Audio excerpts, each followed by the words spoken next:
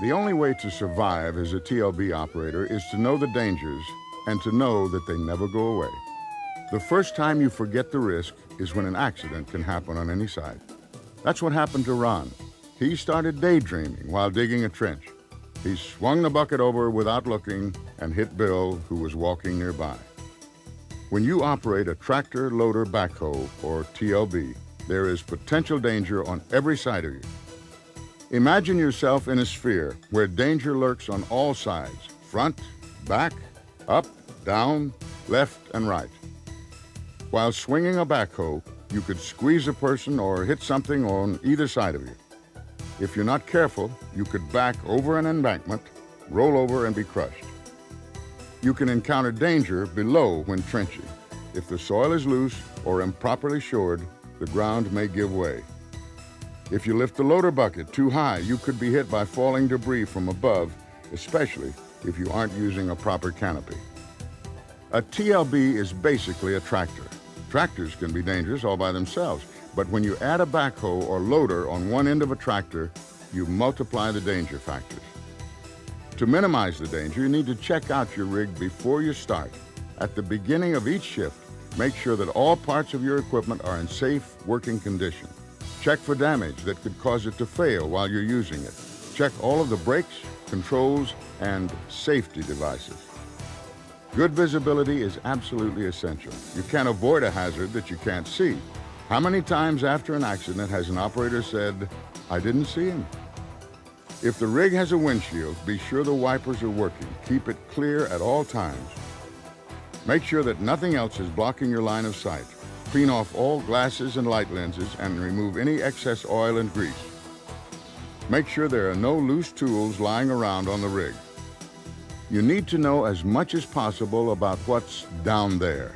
Before you dig, make sure someone has called the utility companies or the one call number for your area to check for buried pipes and wires.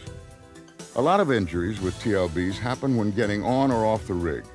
For safety's sake, clean any mud or grease off your shoes before you get on. This will also keep your feet from slipping off of pedals. Face the unit and use all provided steps and handrails. Every machine has an engineered method for mounting. Use it. Remember, the danger never goes away. Use your seatbelt. Many lives have been lost and many people injured when they were thrown from the seat of a TLB. The belt keeps you in the seat where you're protected by roll bars and canopy. Before you begin an operation, always make sure your outriggers or stabilizers are properly set on a firm foundation. Also, make sure a responsible person has checked the stability of the soil. When you're operating, think 360. You need to be constantly aware of where you are in relation to your surroundings. You need to be especially aware of anyone who is in the area and make sure they are aware of you. If you have a run-in between a person and the average 7-ton weight of a TLB, injuries are almost certain. Make sure the area of an excavation is barricaded so that no one wanders into the area. Keep the spoil far enough away from the hole so that it won't spill back into the hole.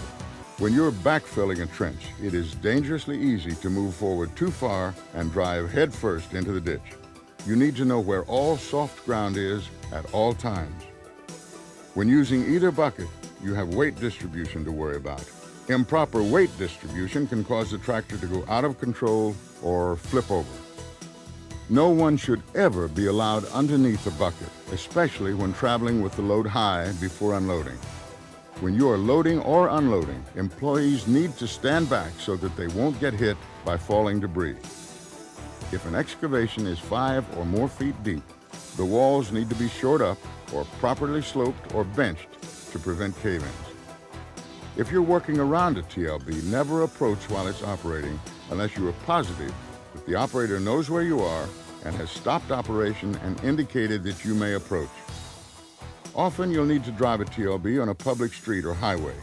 Before you do, be sure you use the proper lights, signals, and, of course, your seatbelt. And make certain that your slow-moving vehicle sign is properly displayed. Ron had always had a good safety record. It took an injury to make him realize that he was getting careless with safety. The image of his friend on the stretcher and the knowledge that he was responsible for the pain will haunt Ron for the rest of his life. The work must go on, but if you're a true professional, you know that an accident can come from any direction at any time. And you never forget that safety is your job too.